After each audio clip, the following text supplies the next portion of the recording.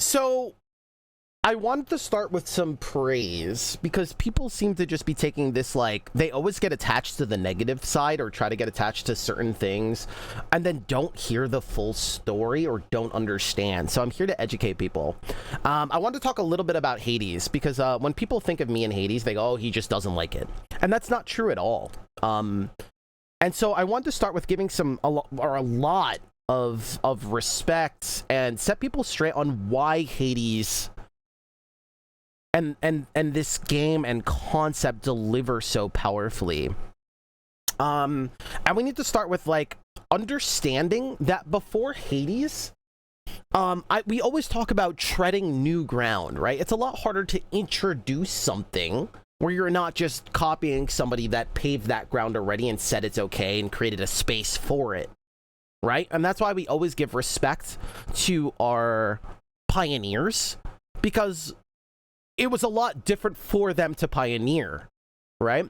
It's the same thing when people get a high score and tread new ground or a new strategy, and then other people can pave that way and get better scores. Well, it's because that person paved ground and showed it was possible that other people can then flourish, right? Because they paved that ground for us.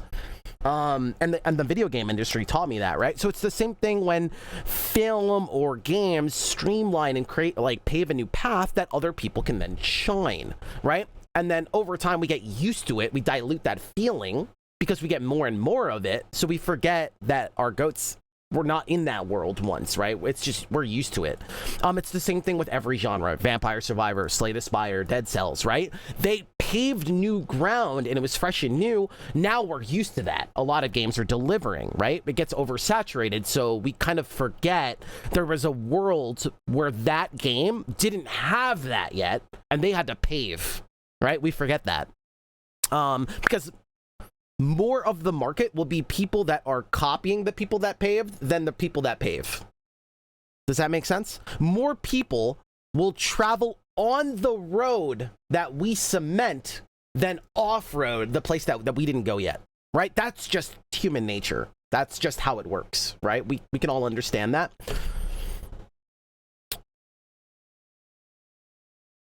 Now, there also needs to be this common understanding that we need to acknowledge that a lot of people,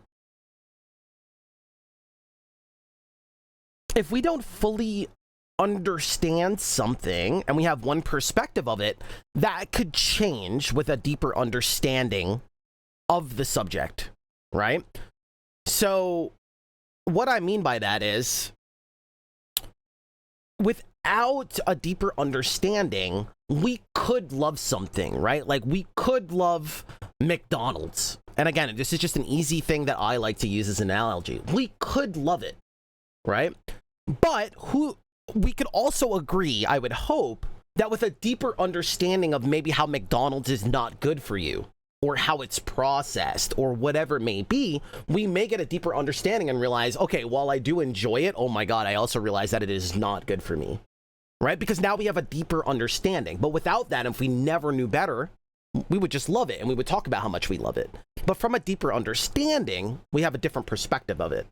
And I hope that we could all agree on that. With deeper understanding could come a new conversation past I like it. So I need people to understand that concept as we get into this here, because people will see it as, oh, well, you're just hating, or you don't like, Hades, and I love it. It's great. What's wrong with you? But maybe it's just that you don't have the deeper understanding or dance in conversation of how you might not understand the full picture, that it's not about just good and bad, right? And so I want to start with how Hades 2 paved new ground, and we have to give them love and respect for that. At the time, this formula, whether it's replayable or whatever we want to call it, or roguelike or whatever, they took this formula, this cycle, and they did something new with it. Something that I probably thought was, like, impossible at the time because people weren't paving this ground yet, right? And they included and made this game of death and repeat, but added an overarching story to it where you get attached to the characters and develop a story throughout that. You have to remember that at the time we don't have that. That was new. That took something new. That took an artist or many artists to cook that up because it didn't exist yet, right? And so we always have to give love there because they pioneered, right? Whether they did it successfully or not, they did, but that's irrelevant, right? They treaded new ground to allow other people to walk on that gravel path that they treaded for us, right? So we have to give a lot of credit because they do that, but not only do they do that masterfully, right? From the world building and the characters that you love to developing the story. I played Hades 2 yesterday off stream, and there was a moment where some random creature killed me in a room, not a special enemy, a random mob, kind of like this guy. And she commented or whatever. There was a voice line for it. The game acknowledged it, which again, a lot of games don't know how to even do that. And that's another conversation. And so what happened is I noticed that the next time I played the game and I got all the way to that level or area, she made another comment. And she said something along the lines of, oh, that serves you right for last time. Or like, okay, now I got you back. Or something like that. Do you guys see that's the pioneer right there. That's why it's one of the best. Because no other game comes close. Do you guys get that? She acknowledged in-game and it remembered and created an experience. Right? It wasn't just a new. There was some tie-in. It was a tease. It created a space of it remembers, right? And it's all attached. It gives the player this feeling of a cycle. Do you guys see that? And she commented on the guy when I killed him that, like, I acknowledging that he got me last time and I got him this time. That's why it's phenomenal, right? It's not black and white. So even if it has weaknesses, again, we didn't get to that yet, that is why it's one of the best. Because no game is in the ballpark of that.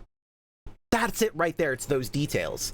They create story so well, and acknowledgement, even if it's just subtle, the delivery of it, of this cycle.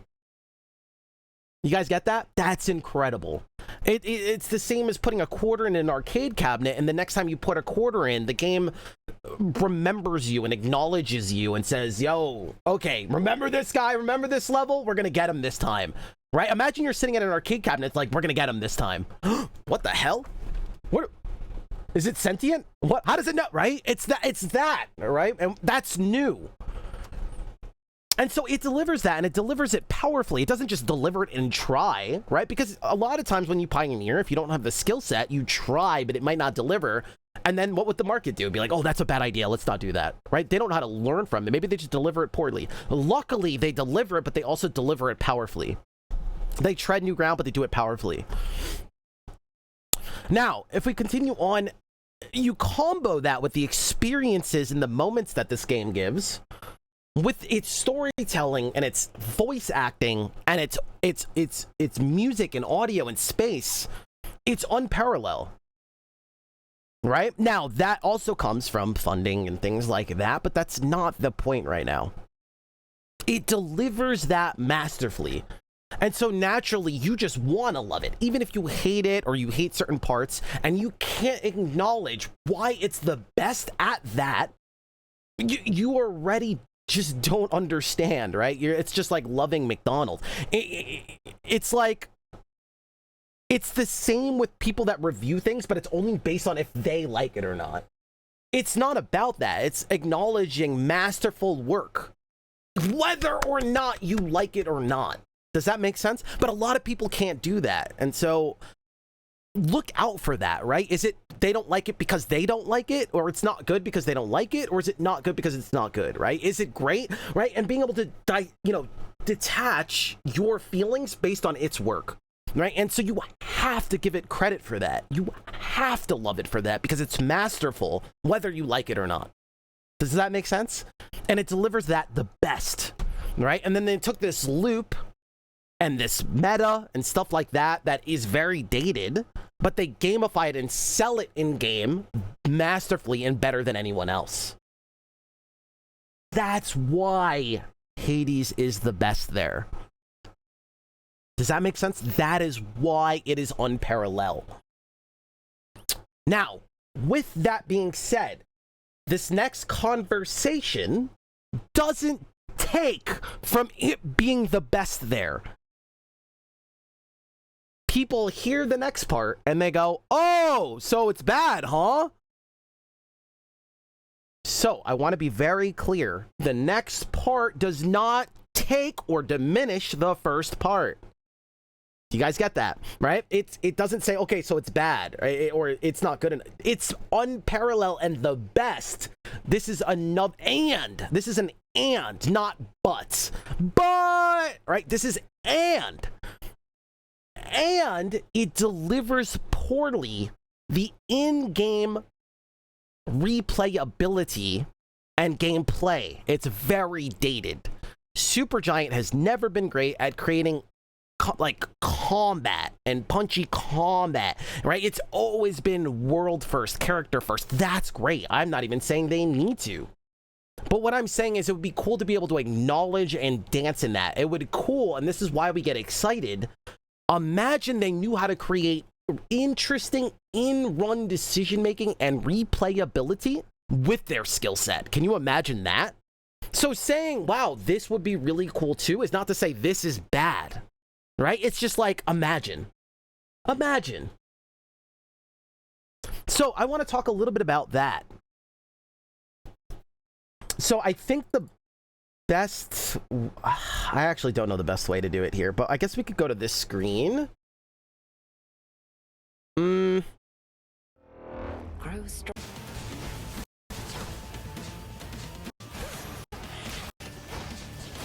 Bear with me here.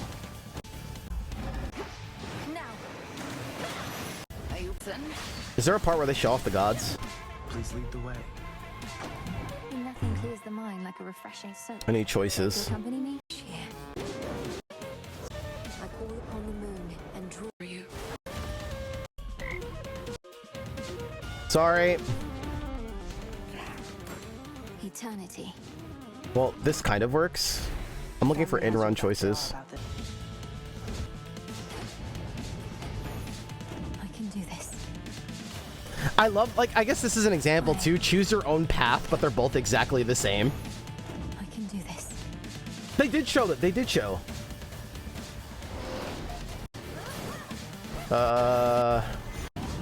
Timestamp? Strike. Okay. This is an example, chat. And again, read between the lines here. I'm going to do my best. This is what we talk about when we talk about its weaknesses, but we live in a world where people cannot decipher between things being able to be great and still have flaws, right? There's this weird imaginative land where things just are perfect or just can only be good, right? We all have weaknesses. All of us. We all have blind spots. We all have weaknesses, right? Every product. That doesn't make anything bad, but we, at least being open to be able to talk about it is how we make progress. Now, so people always hear my take and they always just take the negative. And I hope we made that clear why it's one of the best or far from the best, right? Far in the lead as the best. Sorry. But we want to talk about where it's dated, right? And what we're talking about when we say it doesn't deliver replayability. Because I see a lot of people say, like, God, but it's story. It's the best. They don't understand, right? They're like, they don't understand. Just same way if you love the McDonald's and you just think it's the best, but somebody else comes along and says, dude, it's not great. It's not. And they're like, what are you talking about? It's by far the best, right? It's different because they don't understand. But if they had an understanding that, like, yes, you enjoy it, but it doesn't mean it's like good for you or you don't understand the process or behind the scenes. It's just because they don't know better. That's okay, right? That's real. Of course, we all have that, right? And I'm hoping that this offers a new perspective into where it's weak and why. Is I think when this conversation comes from, there's not replayability in its runs, in the gameplay. There is replayability through the hook. And the hook says, hey, I'm going to cycle back and I'm going to make progress with this stuff. I'm going to get some new toys. The game is going to acknowledge through story, and the story is going to keep emerging. Now, imagine we took the same thing but made a long story-based game. It would develop the same way, but here we kind of like die and get the impression that we're starting from here again, and it's anew. But we could also represent that the same way with just a story-based game, right? And we go through the story. But here we just kind of go through this, but the story keeps going, right? And so that part is what they do great. But when we just take out the gameplay and dissect that without the hook, that's what people are talking about, right? That weakness there. But we have to be able to dance in that.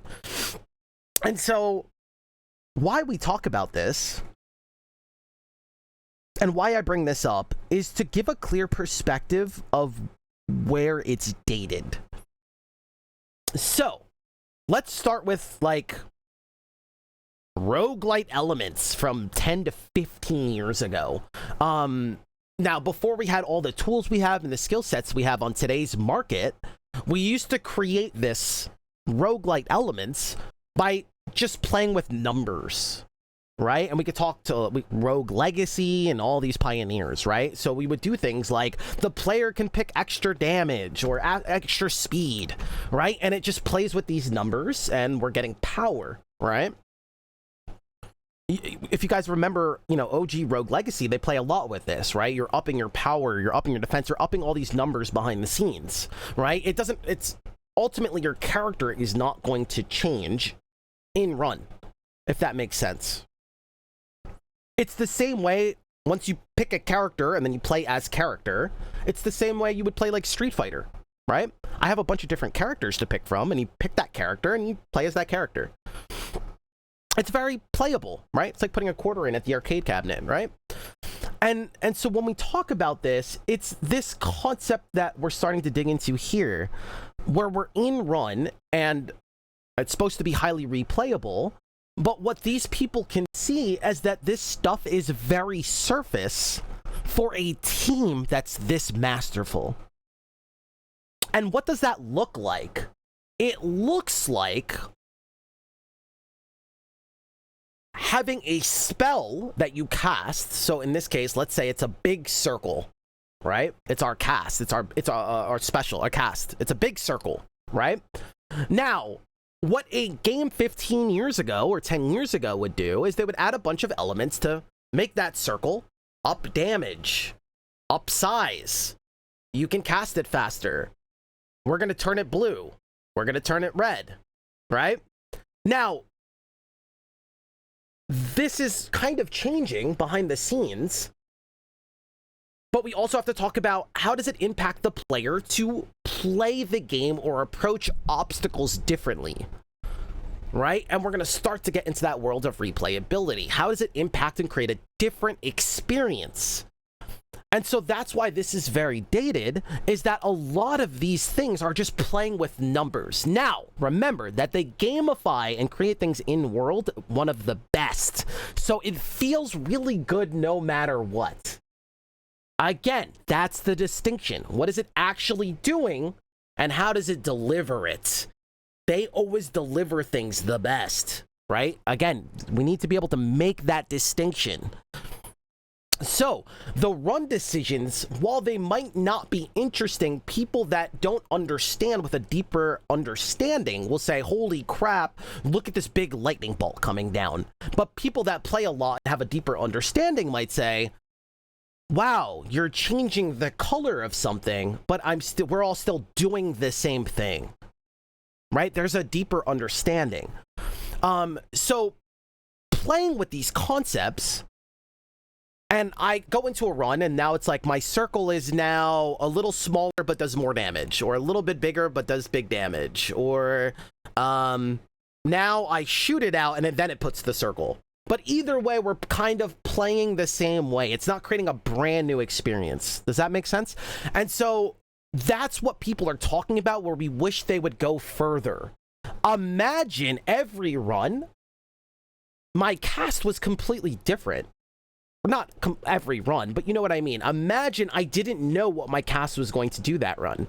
Imagine all of a sudden I made a decision and my cast doesn't even put down a circle anymore. Imagine instead I gave myself power for 5 seconds and I use that when I'm about to run in and go crazy, and then I run out. Right? Imagine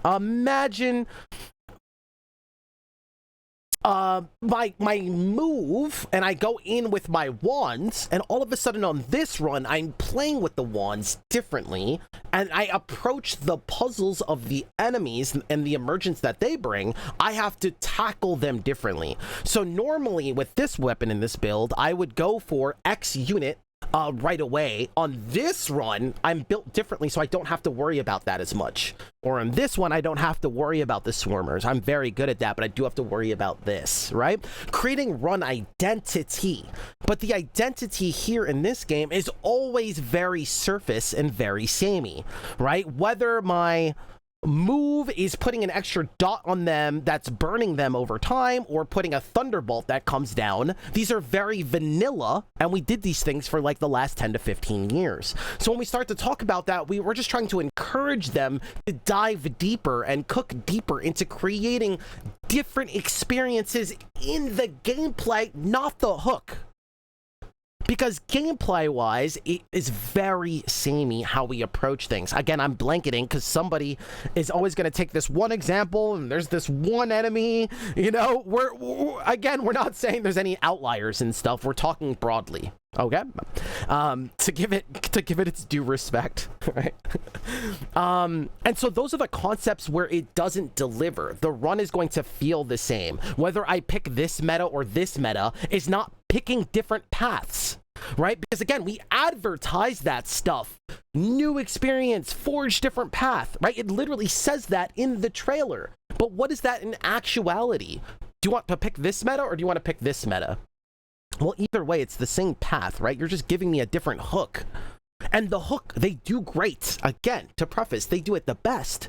But the gameplay, the replayability part of the gameplay is not there, right? It's the same as an arcade game. Now, we could also go a little bit further, and again, I'm blanketing a little bit, where we could pick between two gods, but ultimately, if we can't really shape our character and create something different, so how we play has to be different, it starts to dilute, right? So if I pick Zeus or somebody else and pick between those doors, but then I go into there, and this one is just adding a different type of damage to my attack, you know, ultimately, it's still the same either way. So people with a deeper understanding can see those things between the lines. The same way, you might not be creating as crazy builds as you think in Dead Cells, and ultimately you realize that it's just picking a color and continuing to pick that color. You're not creating a crazy concoction or anything like that. You're kind of on rails, right? I need damage. Yes, in this game you might be like, well, one run I'm gonna fight people and do more damage, and one I'm gonna do a cast and do more damage. Well, that's almost like picking blue in Dead Cells or red in Dead Cells, and you continue to pick blue or red in Dead Cells. It's actually on rails. It's not the replayability you think, right? You can start to see that it's surface. You're not creating anything new. You kind of got railed into this roller coaster. Okay, we're going the cast roller coaster this time. Let's pick things for cast. That's not replayability, that's picking a new character in Street Fighter. Do you guys see that? And again, we're blanketing a little bit to get the point across so people can start to make that distinction. Now, does acknowledging this, oh my god, I love this game, no, even though that's some truth there, I can't, no. It's not to say that it's bad or doesn't deliver, it's not one of the best. It is, but we just want to be able to acknowledge where things are weak as well, and where we would love to see it start to get developed, but we need to be able to acknowledge that first for things to happen. We need to dance in the world of understanding. So when we talk about Hades, again, the game doctor perspective, and people are like, he just hates it. No, that's not true at all. I just wish people would understand that it is the best in some regards, but it's weak in others. And I hope that this deep, super long analytical take can at least get people to start to their wheels to start to turn in understanding that things don't have to be black and white, and we can still acknowledge where things can be stronger. Thank you guys for listening. If this did resonate in any way, please let me know. Please comment, do anything. Just you know, even hearing that it landed with you guys or just open your eyes a little bit more would mean the world to me, because that's all this work is about. Not to prove anything, but just to spread more awareness and get wheels turning. All right, there you go.